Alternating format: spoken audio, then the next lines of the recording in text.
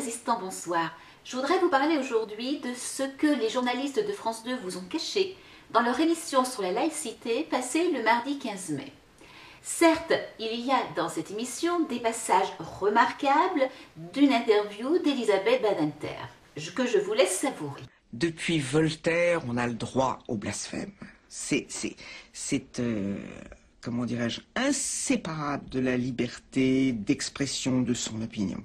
On a le droit de blasphémer, on a le droit de maudire Dieu, de l'insulter, on a le droit à ça.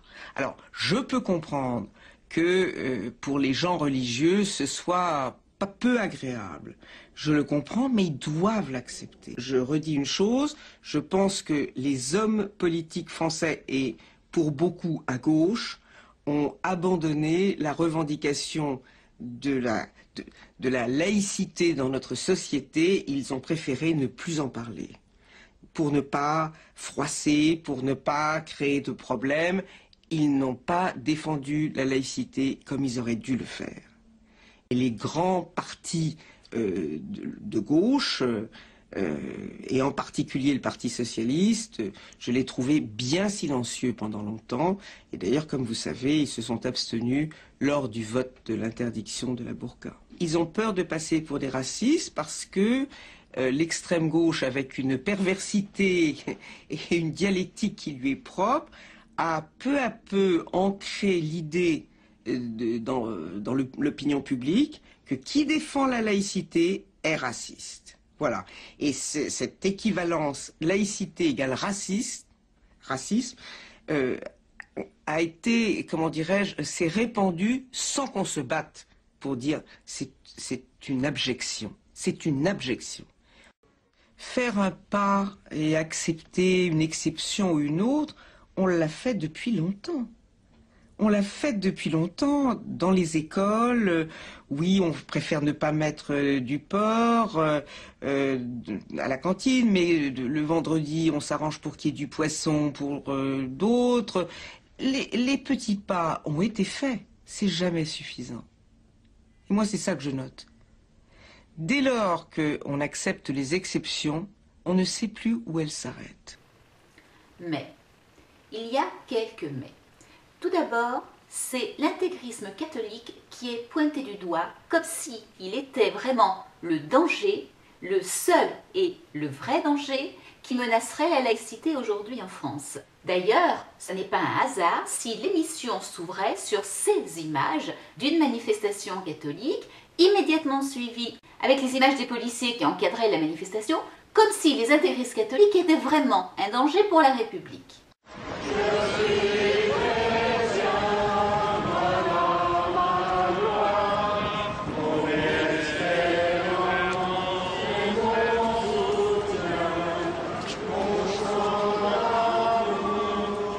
Ce spectacle Golgotha Picnic est une œuvre dont l'intégralité est choquante, blessante, offensante. L'argent du contribuable n'est pas destiné à servir l'humiliation et l'offense faite aux croyants, quels qu'ils soient.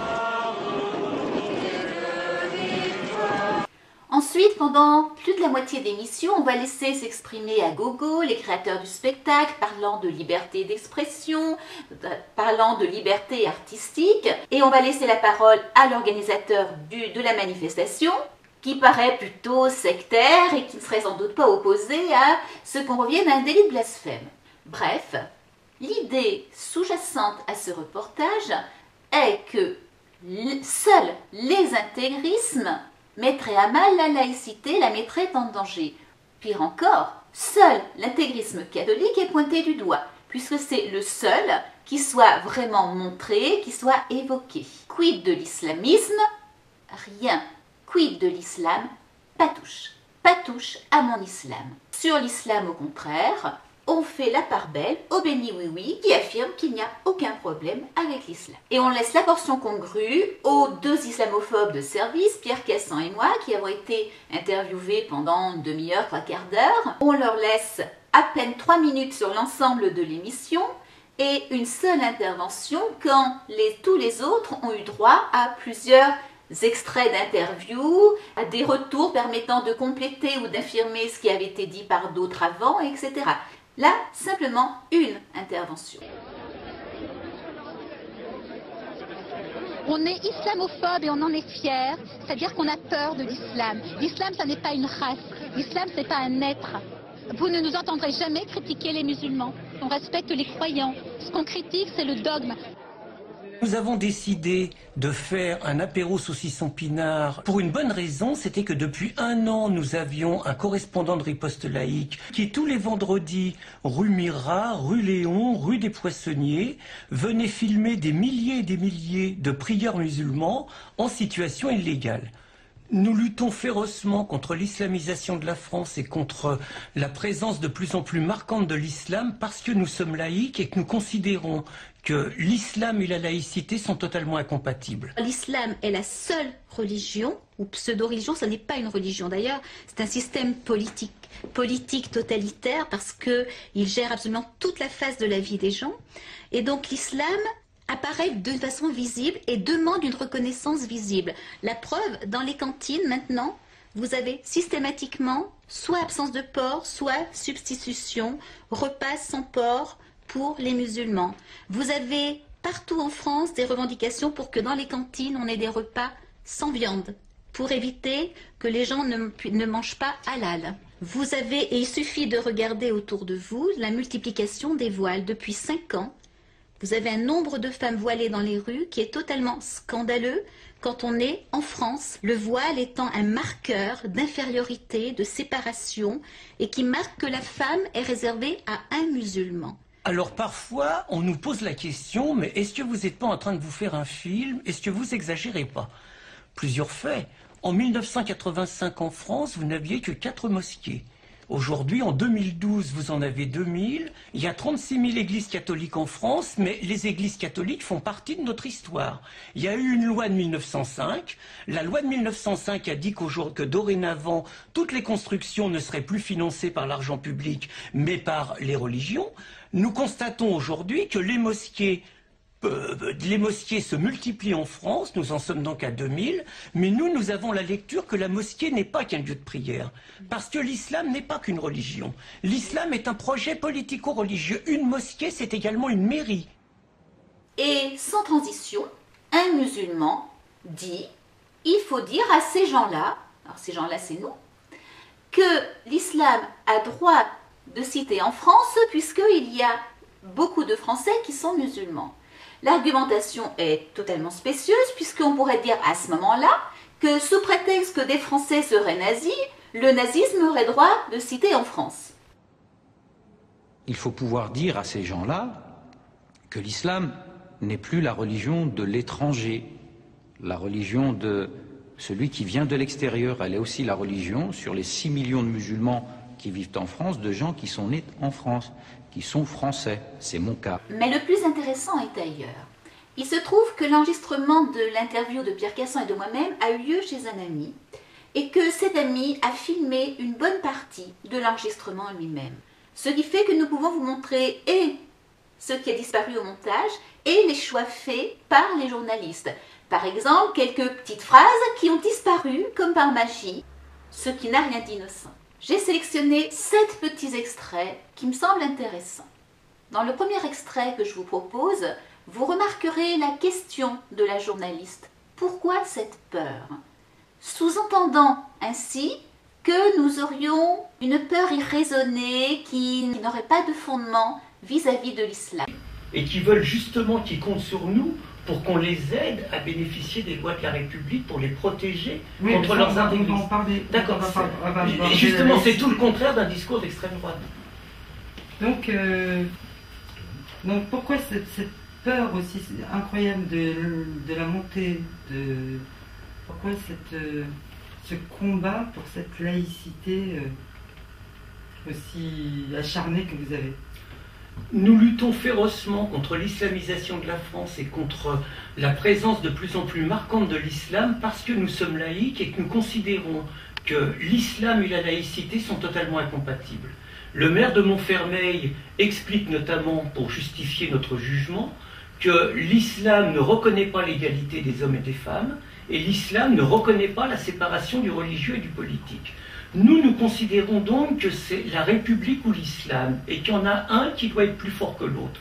Ce que nous constatons, c'est que les politiques reculent devant l'islam, multiplient les accommodements raisonnables vis-à-vis d'elle, et donc à partir de là remettent en cause les principes fondamentaux de la loi de 1905. Donc nous voulons tordre le bâton de l'autre côté, nous voulons rappeler les principes fondamentaux de la loi de 1905, et nous voulons que ce soit l'islam qui s'adapte à la République, et absolument pas la République qui recule devant l'islam. Deuxième extrait, on comparera ce que les journalistes ont gardé et l'extrait original où la mention « La France » de Simone de Beauvoir et d'Olympe de Gouges a disparu au montage, ça n'est pas innocent, et où toute la fin sur la liberté d'aimer, la liberté d'expression a été également sabrée. Il suffit de regarder autour de vous la multiplication des voiles depuis 5 ans. Vous avez un nombre de femmes voilées dans les rues qui est totalement scandaleux quand on est en France, dans le pays d'Olympe de Gouges, de Simone de Beauvoir. Et il suffit de regarder autour de vous la multiplication des voiles depuis 5 ans.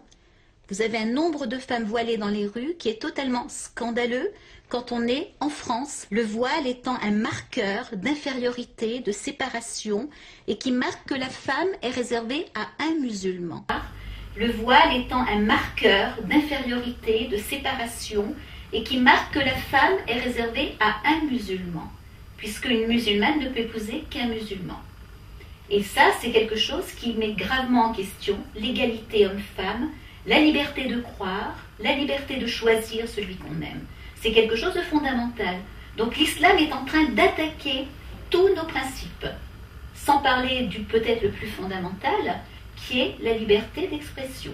Puisque, à faire des caricatures, on a soit des poursuites en justice, soit des menaces gravissimes contre ceux qui font une caricature de Mahomet. Dernièrement, Charlie Hebdo et la charia, on a un attentat contre Charlie Hebdo pour une couverture qui était complètement anecdotique. Prédeker vit depuis 5 ans caché sous protection policière parce qu'il a osé dire que l'islam posait problème. Donc on est dans quelque chose qui menace tout à fait nos fondements et la République qui est issue des Lumières. Est-ce que se référer à Simone de Beauvoir et Olympe de Gouges fausserait, aux yeux des journalistes, notre image d'intolérants? Est-ce que dire les limites de la liberté d'expression véhiculée par l'islam ne serait pas politiquement correct? Dans le troisième extrait, Pierre évoque le nombre de mosquées en France, la loi sur le voile et la loi sur la burqa. Là encore, on comparera et on verra que les journalistes ont coupé l'évocation de Moussaoui, le président du Conseil français du culte musulman, la loi sur le voile et la loi sur la burqa. Plusieurs faits. En 1985 en France, vous n'aviez que 4 mosquées. Aujourd'hui, en 2012, vous en avez 2000, et Mohamed Moussaoui, président du Conseil français du culte musulman, estime qu'il en faut 3 fois plus. Plusieurs faits. En 1985 en France, vous n'aviez que 4 mosquées. Aujourd'hui, en 2012, vous en avez 2000. Il y a 36 000 églises catholiques en France, mais les églises catholiques font partie de notre histoire. En 1989, vous avez la première affaire du voile en France, dans une école publique, à Creil. Vous avez 3 jeunes filles voilées qui cherchent à imposer leur voile. On nous dit, il n'y a pas de problème, le djinn se substituera au voile, vous allez voir. Il faut attendre 15 ans pour faire une loi. À l'époque, les bien-pensants nous disent, mais vous voulez faire une loi pour une dizaine de personnes, qu'est-ce que vous nous embêtez? Il y a une commission Stasi, une commission parlementaire qui se met en place. Le constat, c'est qu'il y avait 3000 jeunes filles qui étaient voilées. Il a fallu faire également une deuxième commission d'enquête parlementaire pour le voile intégral. Là encore, nous avions le même discours. Mais qu'est-ce que vous allez faire une commission d'enquête parlementaire? Il y a une dizaine de burqas en France, comme si une dizaine, on pouvait s'en contenter par ailleurs, c'est 10 de trop.